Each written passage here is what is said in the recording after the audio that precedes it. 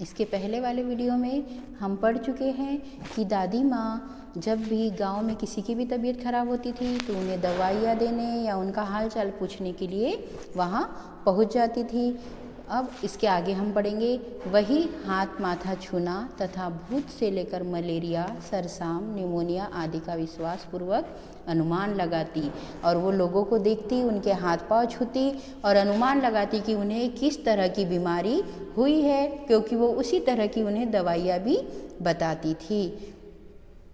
बीमारी में साफ सफाई का ध्यान रखती, तकिए का गिलाफ ना बदले जाने पर तो वह पागल सी हो जाती थी। अब क्या होता था, जब भी कोई बीमार होता था तो वह साफ सफाई का बताती थी, लोगों को बताती थी और घर पर भी वो साफ सफाई का बहुत अधिक ध्यान रखती थी।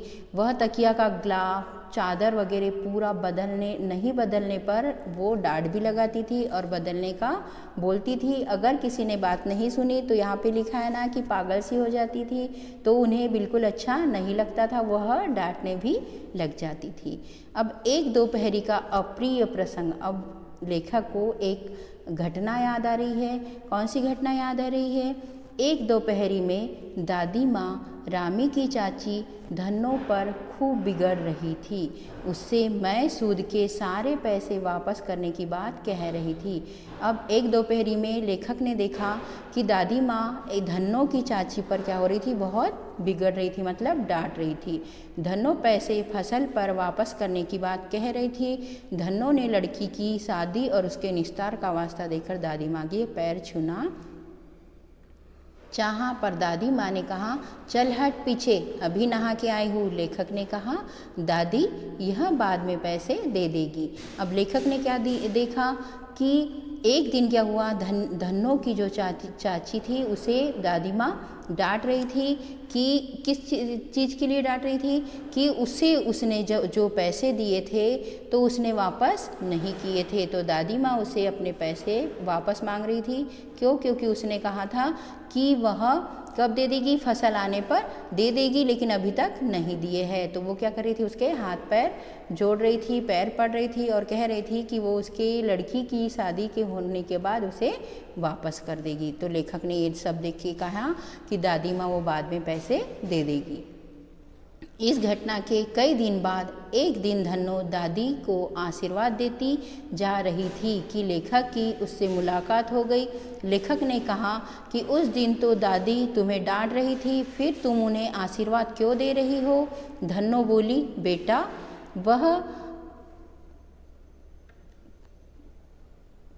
वह तो देवता है, उन्होंने पीछे के सभी रुपए माफ़ करते हुए बेटी की शादी के लिए 10 रुपए और भी दिए हैं। लेखक ने क्या देखा था कि एक दिन धन्नो की चाची को, रामी को कौन डांट रहा था? दादी डांट रही थी। लेकिन दूसरी बार वो क्या देखते हैं कि वही चाची क्या कर रही है, उनके पैर पड़ रही है, उन्हें आशीर्वाद दे रही है। तो फिर उन्होंने पूछा कि एक दिन तो तुम उन्हें डांट रही थी, अब क्या हुआ जो तुम दादी माँ से इतनी अच्छी से बात कर रही थी? तो धन्नो बोली कि बेटा वो कैसी है, देवता है, उन्होंने मुझे जो पहले पैसे दिए थे वो मुझे सारे माफ़ कर दिए और उन्होंने मुझे बेटी की शादी के लिए 10 रुपए और भी दिए हैं। उस समय पैसों की 10 रुपए की भी वैल्यू बहुत अधिक थी। अब उसके बाद लेखक को क्या याद आ रहा है? विवाह उत्सव के रथ जगह का अभिनय। पहले के समय क्या होता था, जब घर से बारात चली जाती थी तो उसके बाद में घर में जो औरतें रहती थी वो वैसा ही अभिनय करती थी जैसे वहाँ पर शादी होती है बारात में जाकर। उसके बाद जब हम बारात जाते, दूल्हा दुल्हन की शादी होती, उसी तरह का अभिनय औरतें क्या करती थी, घर पर करती थी। तो क्या हुआ था देखिए, विवाह की रात में जब बारात चली जाती है तो औरतें रात भर जाकर अभिनय करती है, जिसमें शादी से लेकर पुत्रोत्पत्ति तक के सभी दृश्य दिखाए जाते हैं। इसमें सभी पाठ महिलाएं ही करती है। बीमार होने के कारण लेखक बारात नहीं जा सका, दादी ने घर में ही लेखक को सुला दिया।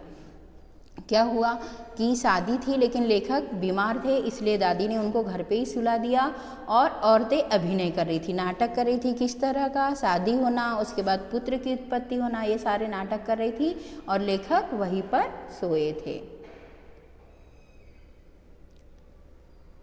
अब दादी माँ ने क्या किया, लेखक को वही सुला दिया और यह बात अन्य औरतों को पता न थी। अभिनय में भाभी की बात पर लेखक की हंसी छूट गई और भंडाफोड़ हो गया। अब दादी माँ ने उनको चुपचाप से सुलाया था कि किसी को पता नहीं चलना चाहिए कि यहाँ पर कौन सोए हैं, लेखक सोए हैं।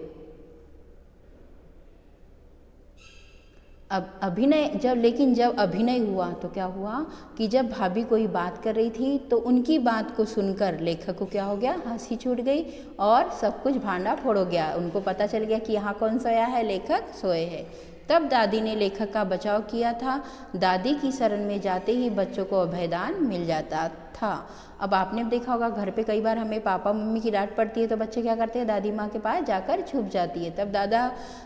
तब दादा या दादी के पास छुपने के कारण क्या होता, पापा मारते नहीं है या डांटते नहीं है। तो उसी तरह लेखक को भी उस समय सारी औरतें उनको डांटना शुरू कर देती थी, इसलिए वो कहाँ पर चले गए, दादी माँ के पास। और दादी ने क्या किया, उनको डांटने से मना कर दिया। स्नेह एवं ममता की मूर्ति। अब इसमें बताया है कि दादी माँ का स्वभाव कैसा था, कैसी थी वो। तो दादी को जीवन का गहन अनुभव था। दादी जी की मृत्यु के बाद अब यहाँ पर क्या दिया है कि दादी को जीवन का पूरा, जैसे जैसे हमारी उम्र होती है क्या होता है, हमारा अनुभव बढ़ता जाता है। तो उसी तरह दादी माँ को भी अपने जीवन का बहुत अधिक अनुभव हो गया था। दादा की मृत्यु के बाद यह संसार उन्हें झूठा मालूम होता था। अब क्या हुआ कि दादी माँ जो थी, उनके यहाँ के जो दादाजी थे, तो उनकी जब मृत्यु हो गई थी तब से दादी माँ कैसी रहने लगी थी, उदास रहने लगी थी। और उनको पूरा संसार कैसा लगता था, जैसे सारे झूठे लोग हैं।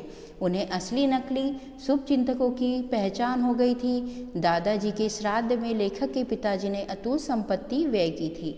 अब क्या हुआ कि दादाजी की जब मृत्यु हो गई थी तो उनके श्राद्ध में जो लेखक के पिताजी थे, उन्होंने बहुत सारे पैसे खर्च किए थे। तो दादी माँ को वही दिन की याद आ रही है। तो दादी अकेली होने के कारण उदास रहने लगी।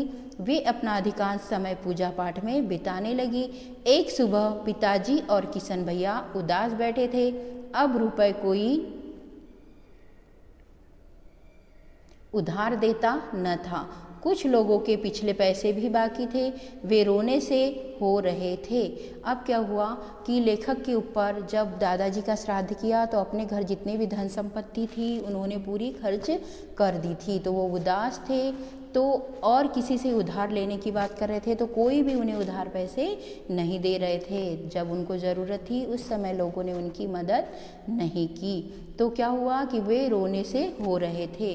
तभी दादी उनका माथा सहलाते हुए बोली, अभी तो मैं हूँ ही।